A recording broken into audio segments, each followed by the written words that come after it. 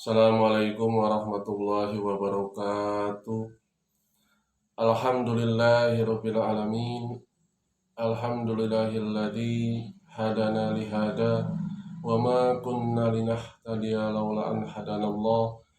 Laqad ja'at rusulu rabbina bil haqq wa nudu an tilkumul jannatu uristumuha bima kuntum ta'malun.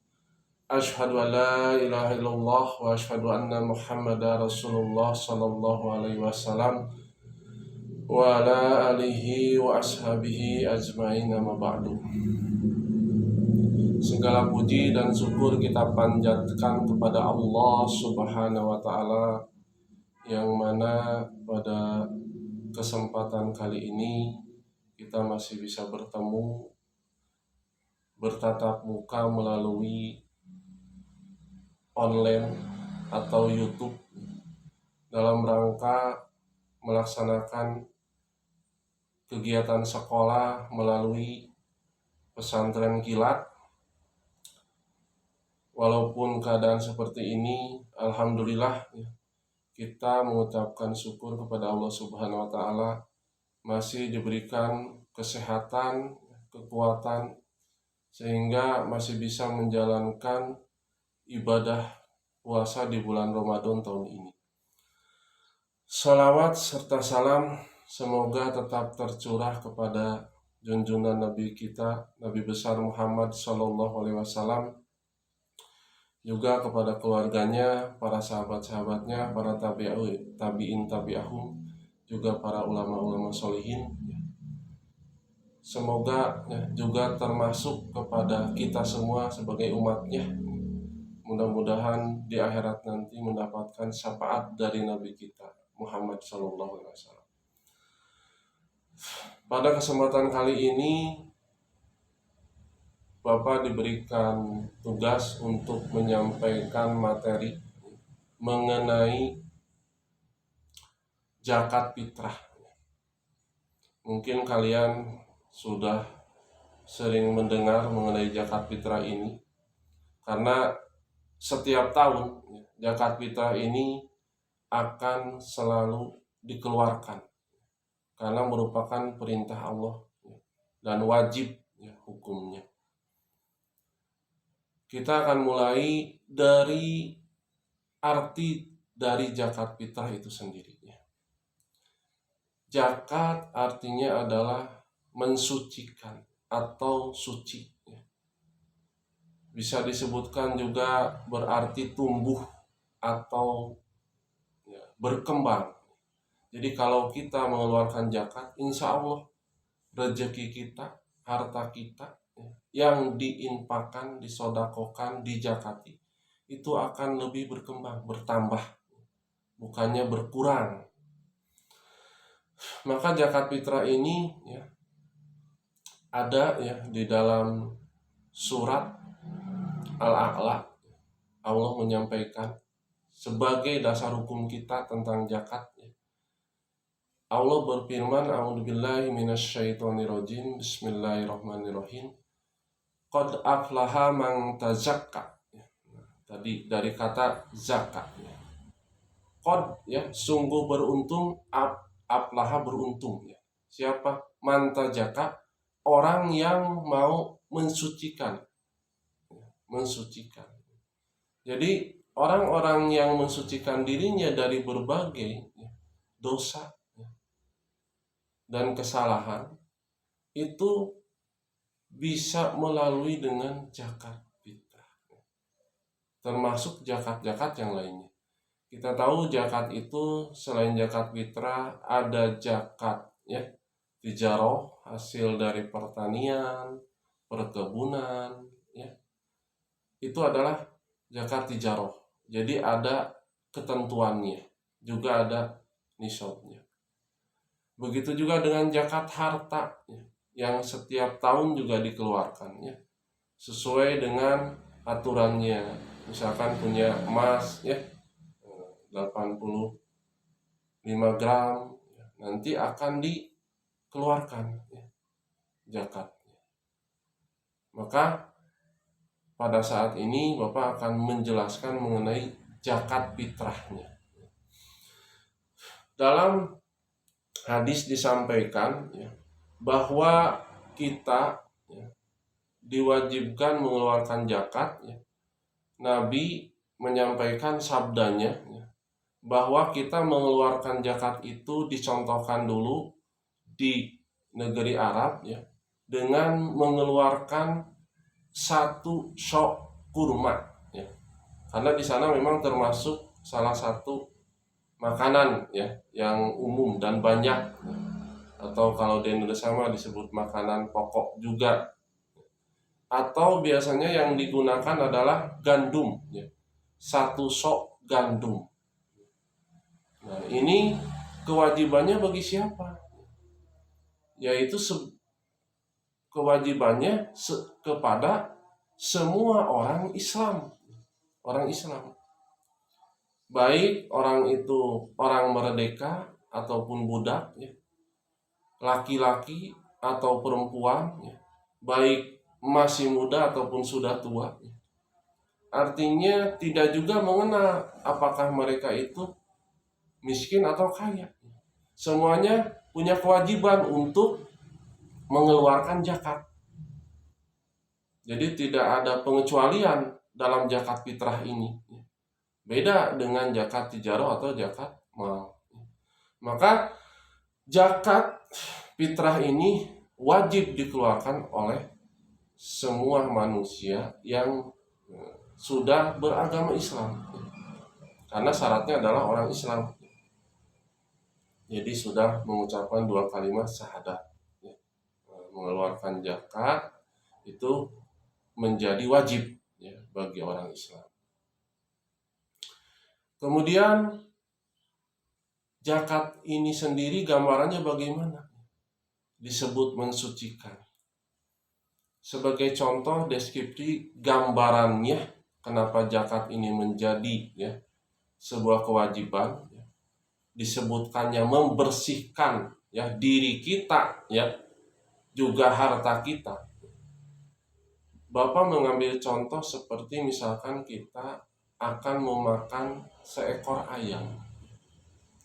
Mungkin kalian tahu kalau ayam itu ada bulu-bulunya, ada kotorannya, kemudian yang lainnya ya, yang ada di badannya dibersihkan. Mungkin kalau dalam istilah peternakan itu ada namanya karkas ya, kalau yang ternak besar. Nah, yang tidak dimakan itu biasanya kalau orang yang tidak suka, mungkin kepalanya, kakinya ya. Jadi yang dimakan hanya dagingnya saja ya. Biasanya paha, sayap, dada ya. Itu yang dimakan. Tapi ini gambarannya ya. Kalau kita mau makan seekor ayam, tentunya kita harus membersihkannya. Dicabut apa dulu? Bulu-bulunya semua ya. Biasanya direbus dulu, kemudian dicabuti sampai bersih ya. Kemudian dikeluarkan kotorannya, termasuk apa? Jeroannya. Mungkin yang tidak suka usus, tidak suka ya jeroan-jeroan organ-organ tubuh dalam pasti tidak dimakan. Nah, kalau kita hanya ingin memakan yang bersihnya saja tadi, dagingnya ya, maka yang bulu-bulunya itu dibuang, ya, kotorannya dibuang, mungkin jeroannya juga tidak dimakan. Nah, itu diibaratkan kita mensucikan, membersihkan dari harta kita. Ya. Tidak mungkin kita ya kalau mengerti memakan harta tersebut dengan bulu-bulunya, dengan tai-tainya, ya, dengan organ tubuh yang kita tidak sukai. Ya. Maka harta kita pun, diri kita pun dibersihkan dengan mengeluarkan zakat. Nah, itu gambarannya ya, kenapa kita diwajibkan untuk mengeluarkan zakat. Nah, zakat fitrah ini ya, sudah disampaikan oleh Nabi merupakan kewajiban setiap tahun ya, setelah melaksanakan ibadah puasa. Bagaimana dengan waktu mengeluarkan zakat? Ya, mengeluarkan zakat fitrah. Ya, ada perbedaan ya dengan zakat tijarah dan zakat mal. Kalau zakat mal memang sama ya, dikeluarkannya setahun sekali, tapi itu ada nisabnya. Tapi kalau zakat fitrah itu wajib bagi semua ya, orang Islam. Nah, waktu mengeluarkan zakat fitrah ini ada yang pertama disebut afdolnya, utamanya, bagusnya, ya, baiknya. Kapan dikeluarkannya? Dikeluarkannya yaitu semenjak terbit fajar dalam hari raya Idul Fitri. Artinya ketika terbit fajar itu sebelum melaksanakan sholat Id. Jadi biasanya masuknya ya akhir-akhir bulan Ramadan ya. Nah, pada saat takbiran ya itu bisa dibagikan ya zakat fitrah ini kepada siapa? Mustahik ya, orang yang berhak menerima zakat fitrah. Itu waktunya. Jadi mungkin bisa dilaksanakan setelah sholat Isya ya, sampai nanti sebelum ya, sholat Id. Kemudian yang kedua, diperbolehkan ya, karena mungkin situasi dan kondisi kalau banyak ya mujakinya orang yang mengeluarkan zakat, maka mungkin tidak bisa dilaksanakan dengan cepat seperti tadi. Boleh dibagikan zakat itu 1 atau 2 hari sebelum hari raya Idul Fitri. Mungkin ini yang biasa kita laksanakan ya, umumnya di Indonesia.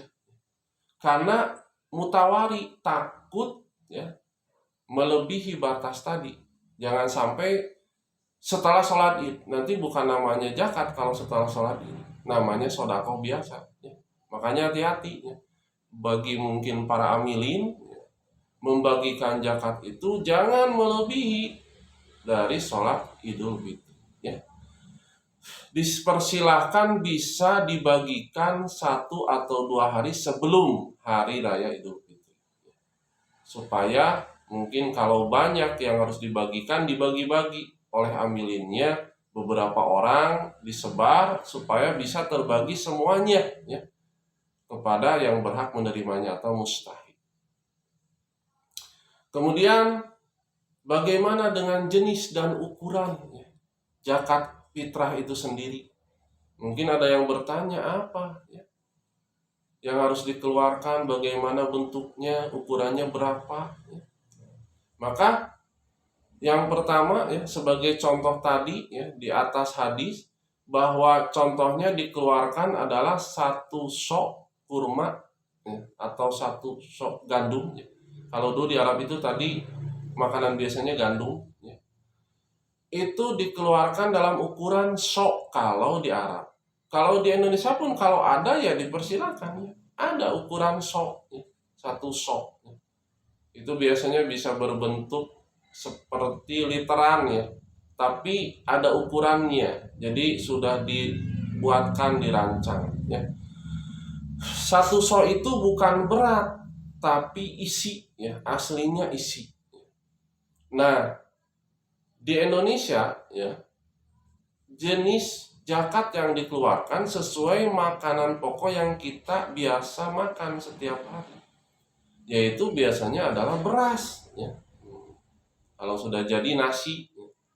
Nah, beras ini ya, diukurnya kalau memang ada soknya ya bisa dengan sok ya.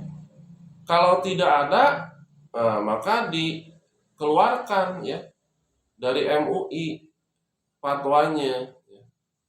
Untuk 1 sok ya, itu jatuhnya kalau di Indonesia pada umumnya adalah 2,5 kg beras.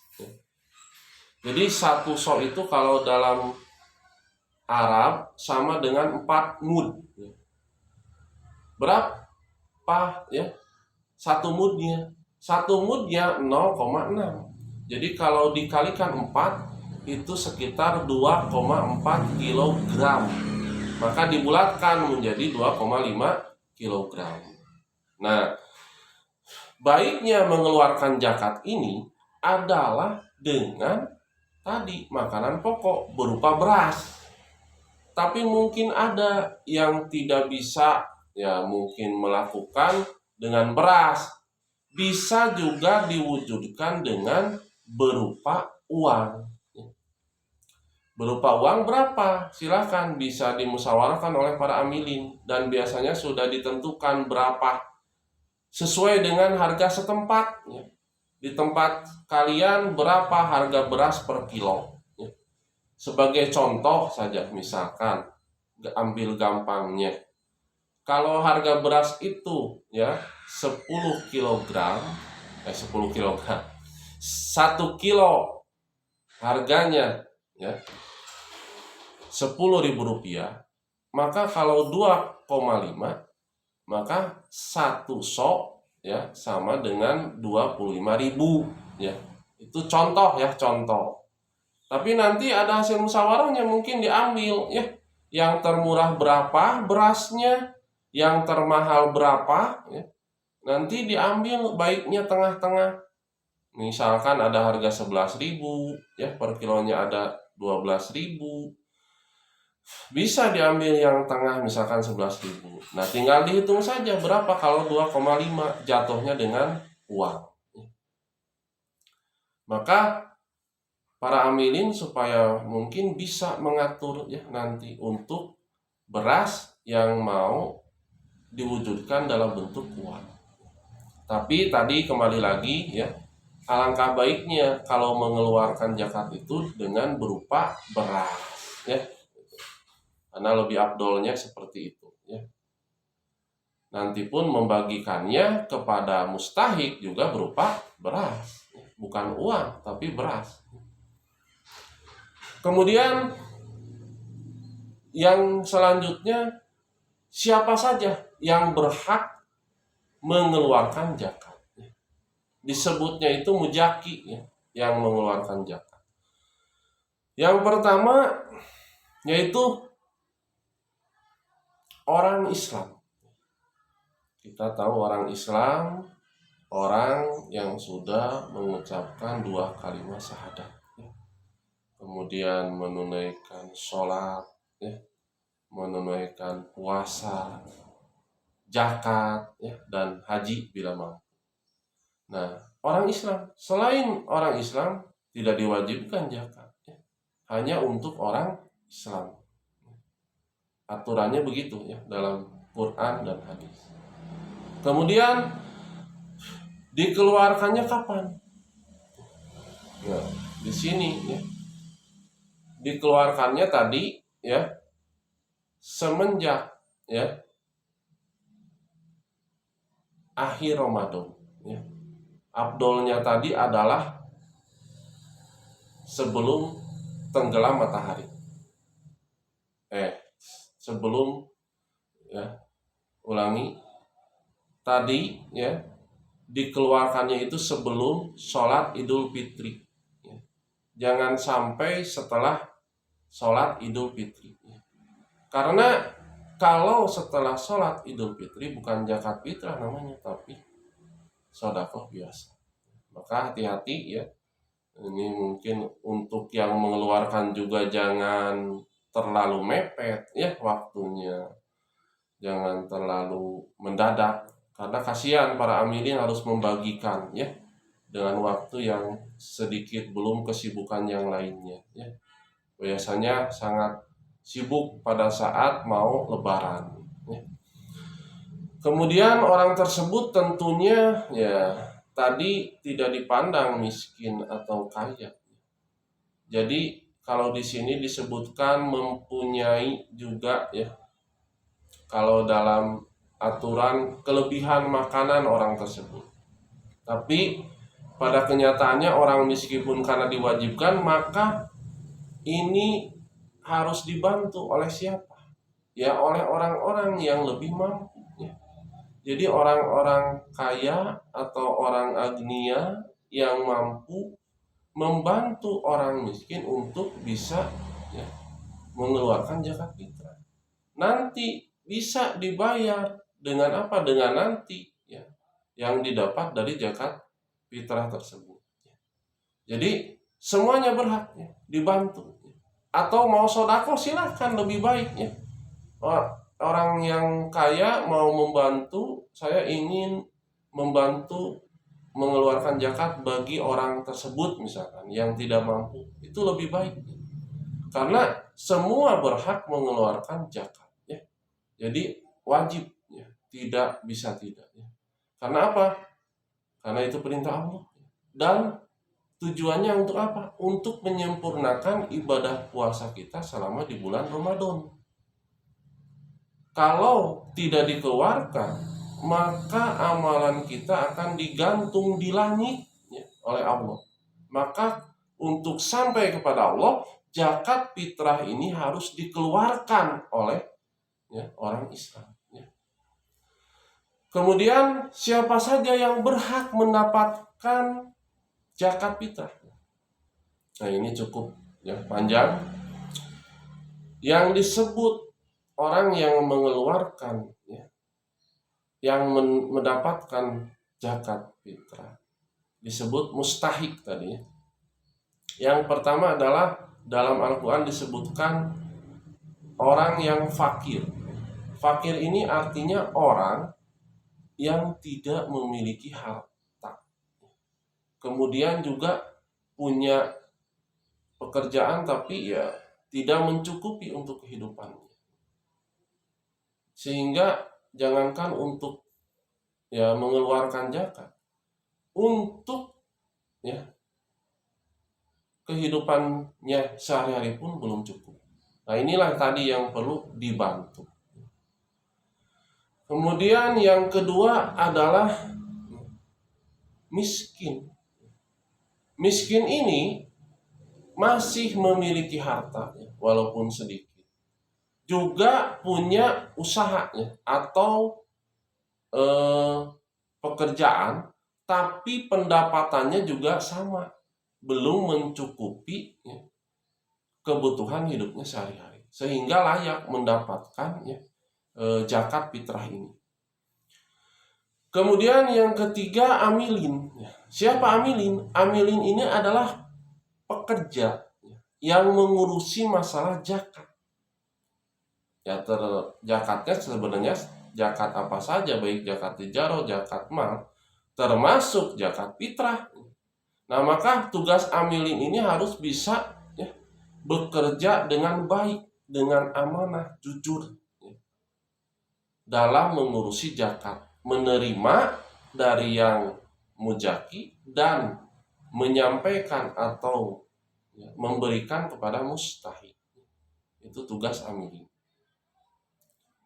Kemudian amilin sendiri harus mendata ya, di sekitarnya berapa yang berhak ya, mendapatkan zakat atau mustahik. Juga siapa saja yang harus ya, mengeluarkan zakat atau mujaki. Itu tugas amilin. Kemudian selanjutnya mu'alaf. Siapa mu'alaf ini? Mu'alaf ini adalah orang yang baru masuk Islam. Jadi bisa disebut ya, yang diajak, dibujuk ya, kemudian mau masuk Islam ataupun baru awal, itu diperbolehkan, boleh mendapatkan hak zakat fitrah ya. Maksudnya kita memberikan ya, sebagai tanda ya, amar ma'ruf gitu, kebaikan kepada mereka dengan memberikan zakat fitrah. Kemudian selanjutnya riqab. Siapa riqab?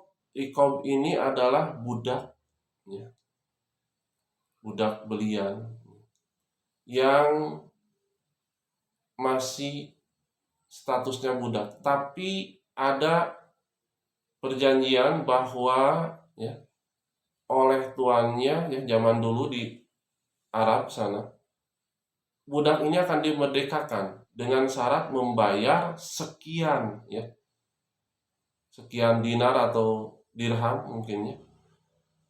Maka nanti akan dimerdekakan. Maka bisa dibantu dengan ya, kita memberikan zakat. Kemudian selanjutnya gorim ya. Gorim itu yang punya keberatan hutang. Jadi kalau keberatan hutang mah ya siapa saja, tapi hutangnya ini di dalam kebaikan ya. Jadi bukan di dalam maksiat. Baik hutangnya itu karena oleh diri sendiri ya. Jadi kita punya hutang karena saking banyaknya sehingga beratnya itu ke hutangnya sehingga tidak bisa mengeluarkan zakat misalkan ya secara langsung, tapi sebetulnya mampu kalau tidak punya hutang.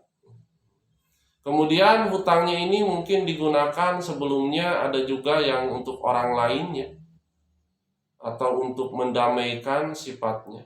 Pokoknya tujuannya kebaikan bukan yang tidak baik. Maka boleh dibantu orang yang keberatan hutang ini. Kemudian orang yang di dalam fisabilillah, di dalam jalan Allah. Jadi dalam perjalanan ya, sedang dalam kebaikan, perjalanan agama ya. Kemudian di jalan kehabisan bekal. Nah, maka ini juga boleh dibantu ya dengan zakat fitrah. Karena orang tersebut tujuannya adalah untuk mencari ridho Allah ya, perjalanannya. Kemudian Ibnu Sabil ya, Ibnu Sabil ini musafir ya, musafir juga sama orang yang dalam perjalanan mengembara ya. Biasanya dari satu daerah ke daerah yang lainnya. Mungkin di Indonesia atau juga dari satu negara ke negara lain ya. Kemudian juga orangnya dalam perjalanan kebaikan ya, mengelilingi, mungkin juga seperti tadi orang sabilillah ya. Kemudian kehabisan bekal, maka bisa memperoleh zakat fitrah. Nah itu ya. Jadi itu orang-orang yang ada di dalam Al-Quran yang berhak untuk menerima zakat. Baik zakat fitrah, zakat tijarah, ataupun zakat mal. Nah, hikmah ya dari dikeluarkannya zakat fitrah ini. Yang pertama tadi Bapak sampaikan gambarannya untuk membersihkan diri kita ya ketika kita sedang berpuasa ya, dari segala sesuatu yang bisa mengurangi pahala puasa kita. Jadi perbuatan sia-sia, banyak mainnya, banyak lahannya ya.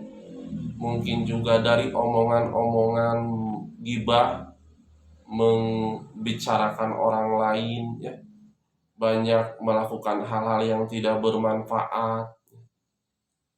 Daripada yang seperti itu ya, maka akan dibersihkan ya, dengan kita mengeluarkan zakat fitrah. Kemudian hikmahnya juga zakat ini tadi membantu meringankan beban orang-orang ya yang berhak menerima zakat, terutama fakir miskin ya. Karena fakir miskin ini yang betul-betul berhak sekali ya untuk dibantu ya.